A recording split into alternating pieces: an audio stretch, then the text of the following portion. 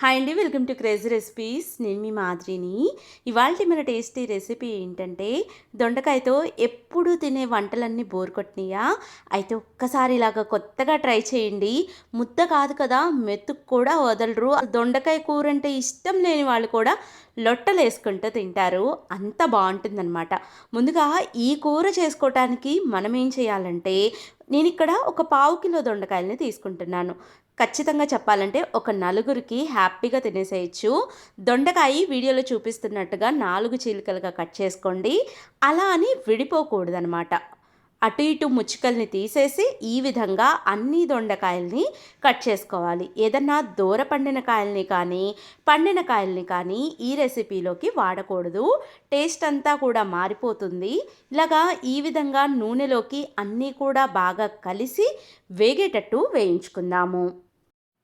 దొండకాయలు వేగటానికి కొంచెం ఎక్కువ టైమే పడుతుంది. కాకపోతే ఓపిక్గా వేయించుకోవాలండి.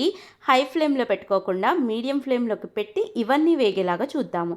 ఈలోపు మనం పావు కిలో దొండకాయలని తీసుకున్నాం కాబట్టి దానికి తగినట్టుగా ఒక 2 ఉల్లిపాయలని తీసుకోవాలి. ఉల్లిపాయలని వీడియోలో చూపిస్తున్నట్టుగా ఈ విధంగా చిన్న చిన్న ముక్కలుగా కట్ చేసుకోండి. ఉల్లిపాయ ముక్కల్ని కట్ చేసుకున్న తర్వాత మనం ఉల్లికారాన్ని ప్రిపేర్ చేసుకుందాము. ఈలోపు మనకి దొండకాయలన్నీ కూడా వేగిపోయినాయి. వీటన్నిటినీ కూడా పక్కన పెట్టుకుందాము. మనం బాండీలో వేసుకున్న నూనె ఎక్కువగా ఉంది కాబట్టి కొంచెం నూనెని తీసేసేయండి. ఇప్పుడు బాండీలోకి ఒక 3 స్పూన్ల నూనె వేసుకుంటే సరిపోతుంది. ఆల్రెడీ నూనె వేడిగానే ఉంది కాబట్టి దీంట్లోకి పోపు వేసేసుకుందాం. ఆవాలు, జీలకర్ర, పచ్చిశనగపప్పు, మినపప్పుని వేసి దాని తర్వాత ఒక పావు స్పూను పసుపుని, ఒక చిటికెడు ఇంగువని వేసుకొని దోరగా ఫ్రై చేయాలి. తర్వాత ఒక 2 రెమ్మల కరివేపాకును కూడా వేసుకొని ఇంకొక 2 నిమిషాల పాటు వేపుకుందాము. ఇందాక నేను ఉల్లికారం అని చెప్పాను కదా, ఉల్లిపాయలతో పాటుగా నేను ఉప్పు కారం మాత్రమే వేసాను. 1 స్పూను ఉప్పు వేసాను, 1 స్పూన్ కారం వేసాను. ఈక్వల్ క్వాంటిటీ అండి. ఈ విధంగా ఉల్లికారాన్ని ప్రిపేర్ చేసుకోవాలి. నేను ఉల్లికారం ప్రిపేర్ చేసే క్లిప్పింగ్ మిస్ అయింది, అందుకని మీకు ఎక్స్ప్లెయిన్ చేసి చెప్తున్నాను. ఉల్లిపాయలు వేసిన తర్వాత 1 స్పూన్ ఉప్పు, 1 స్పూన్ కారం మాత్రమే వేయండి. వాటర్ కానీ ఏమీ వేయక్కర్లేదు. ఉల్లిపాయలతో ఉన్న నీళ్ళే సరిపోతుంది అవన్నీ గ్రైండ్ అవ్వటానికి. 2 నిమిషాల పాటు గ్రైండ్ అయిన తర్వాత 1 స్పూను చింతపండు గుజ్జుని యాడ్ చేసుకోవాలి. చింతపండు గుజ్జు యాడ్ చేయటం వల్ల టేస్ట్లన్నీ కూడా బ్యాలెన్స్ అవుతాయి. ఇప్పుడు ముందుగా మనం వేపుకొని పక్కన పెట్టుకున్న ఈ దొండకాయ ముక్కల్ని కూడా వేసేసి ఇంకొకసారి అన్నీ కూడా బాగా కలిసేలాగా కలుపుకుందాము.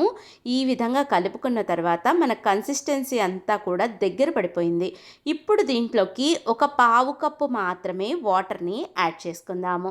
ఇలాగ వాటర్ని యాడ్ చేసుకొని కన్సిస్టెన్సీని అడ్జస్ట్ చేసుకొని ఇదంతా కూడా బాగా కలిసేలాగా కలిపి దీని మీద మూత పెట్టి లో టు మీడియం ఫ్లేమ్లో 5 నుంచి 6 నిమిషాల పాటు ఈ కూర అంతా కూడా మగ్గేలాగా చూసుకోవాలి.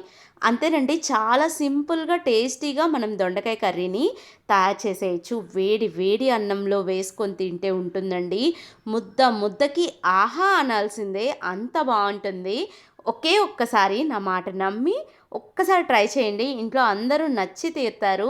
ఆయిల్ అంతా కూడా బయటకు వచ్చేస్తుంది కదా, అంటే కర్రీ మనకి పర్ఫెక్ట్గా కుక్ అయినట్టు.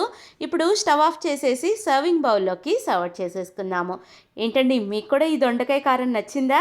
అయితే మీరు కూడా ఒక చిన్న లైక్ చేయండి. మీ ఫ్రెండ్స్కి, ఫ్యామిలీ మెంబర్స్కి కూడా షేర్ చేయండి. ఇలాంటి మరిన్ని లేటెస్ట్ వీడియోస్ కోసం మన క్రేజీ రెసిపీస్ని లైక్ చేయటం, షేర్ చేయటం, సబ్స్క్రైబ్ చేయటం అస్సలకి మర్చిపోవద్దు.